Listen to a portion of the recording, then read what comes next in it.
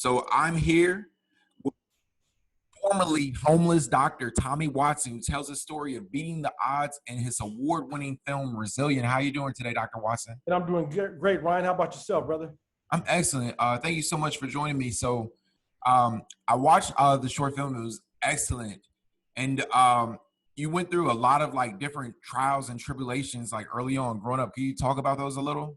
Yeah, again, Ryan, I appreciate the work you're doing and having me on the show as well. I would have never imagined in a million years, Ryan, that I would be where I am today in terms of talking about my story because it was so painful in the beginning.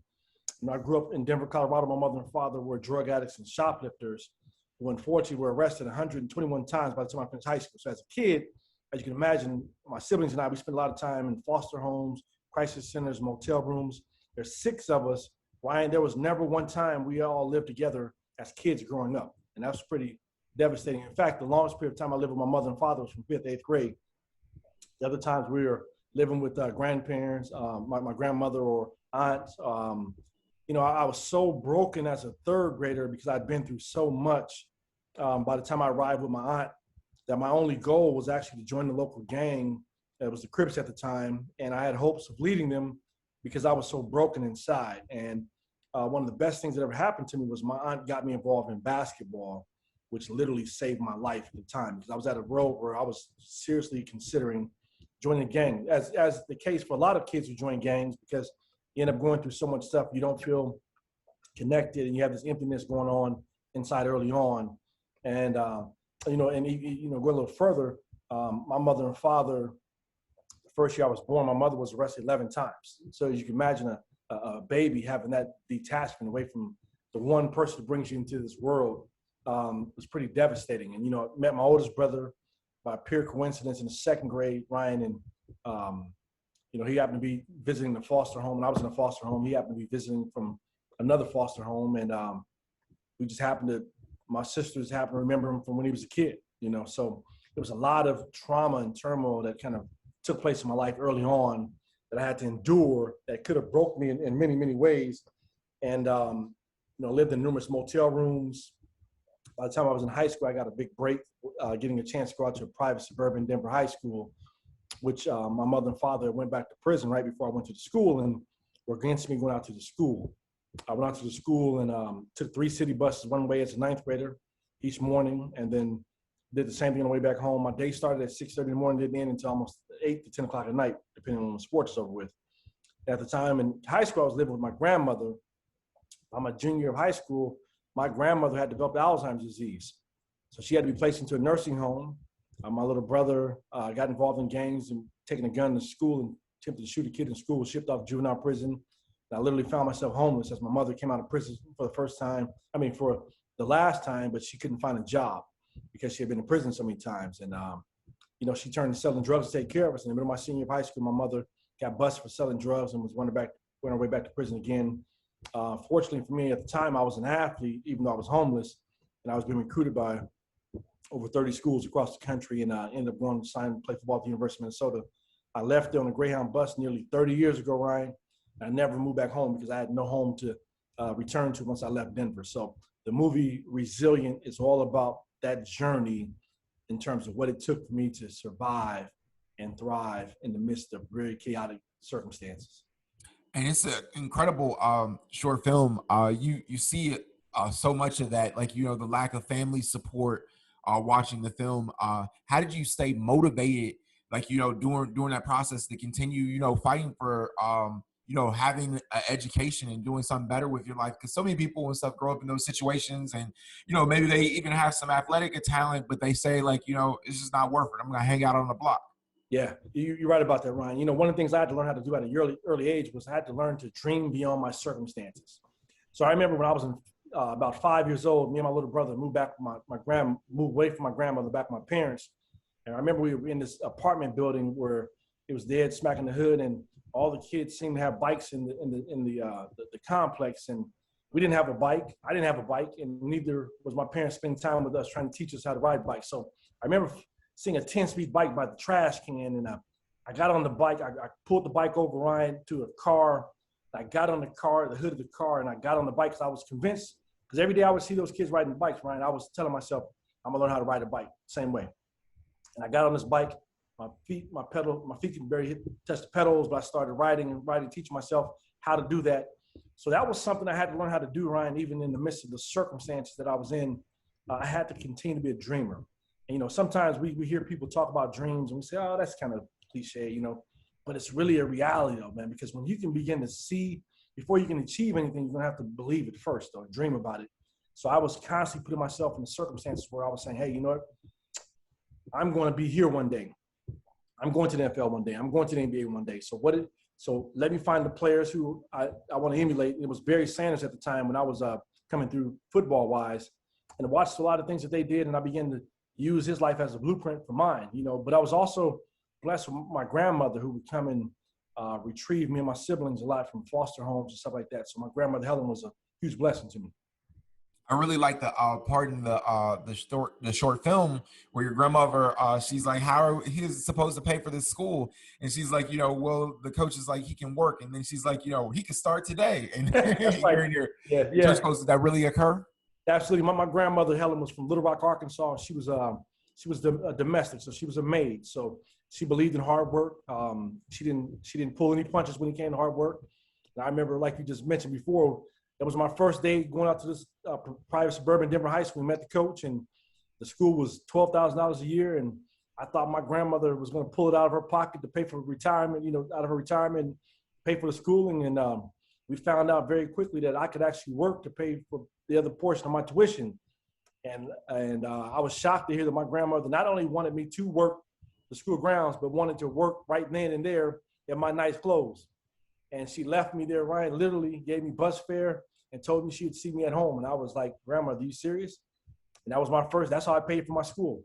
So my first day at Mullen High School, I was actually pulling weeds underneath the stadium bleachers, the same stadium I was running touchdowns on. I was pulling the weeds at that same stadium to pay for my tuition at the school. So after you graduate high school, you get a scholarship to the University of Minnesota, and you play Big Ten football. Is that pretty much like the start of things getting better? You know what, Ryan, I wish, I tell people there's a difference between growing up homeless and growing up in poverty.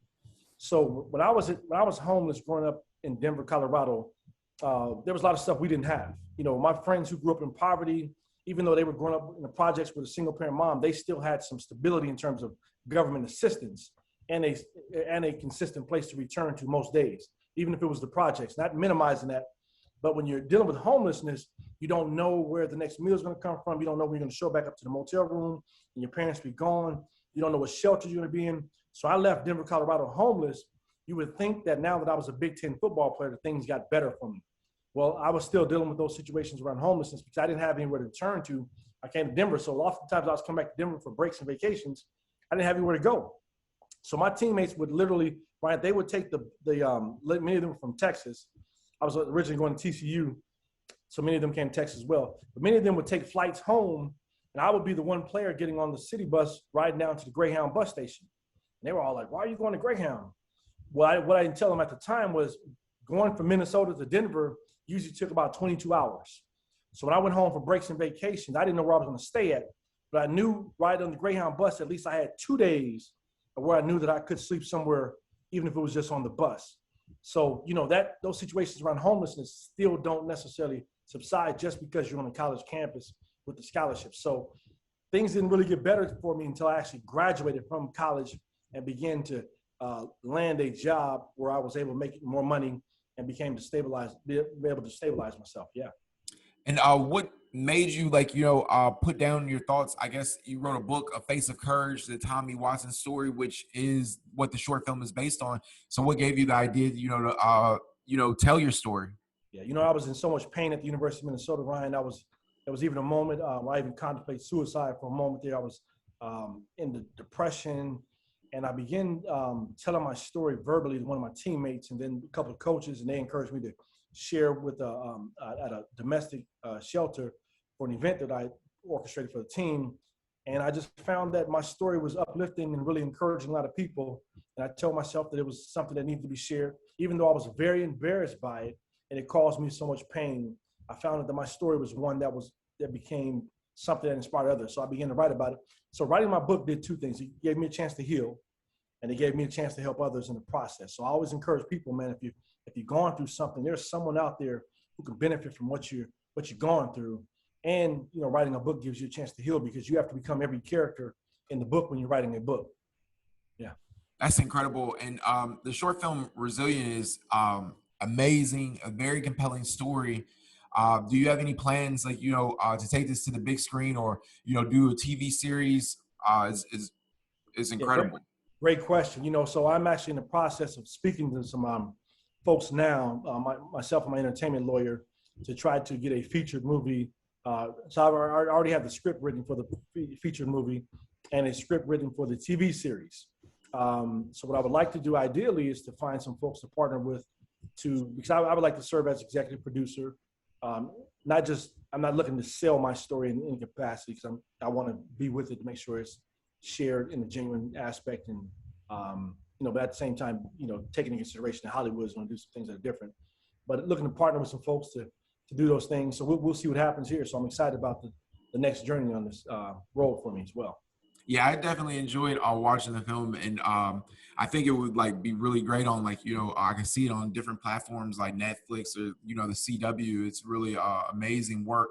Dr. Watson, let me ask you, people going through situations and stuff, maybe watching this video, what would be your advice to somebody facing some of the obstacles that you face? You face a lot of things like going through depression, being homeless. What would be your advice for people in the struggle right now? Yeah, that's a great question. Again, Ryan, I tell you that sometimes, we go through things in life and we say, why me, why me, why me? And that was my perspective for a long time, until it hit me, why not me? Because there are some things that happen to us and there's other things that happen for us. So some of the things that you may be experiencing right now out there, in terms of anyone out there facing any challenges, it may not necessarily be that something's happening to you. It may be more so that something's happening for you.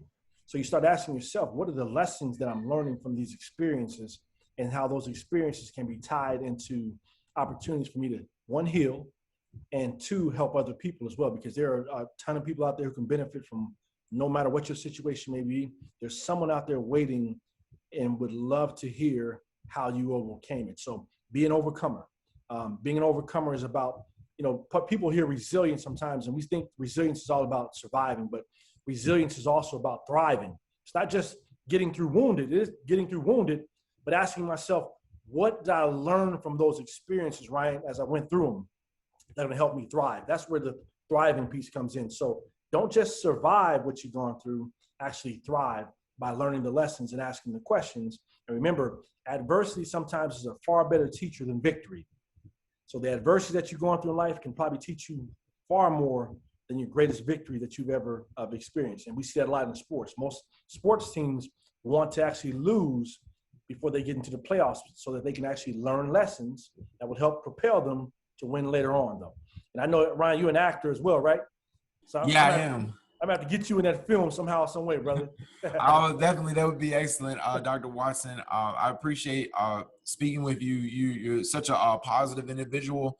I learned a lot from watching your story. Is just like the different odds and stuff, and everything that you had to overcome is you're amazing and stuff and everything. So, I recommend everybody to check out the short film Resilient, and definitely to read your book, Face of Courage, the Tommy Watson story. So thank you so much for joining me. I definitely appreciate that. And if people want to get a hold of me, go to tawatson.com. My email contact information is there. Like Ryan mentioned, you can actually see the short film that's won 7 awards for free on YouTube. Just Google Resilient and short film. So again, Ryan, I appreciate you having me on, brother. Of course, Dr. Watson, I really appreciate you. Okay, pleasure.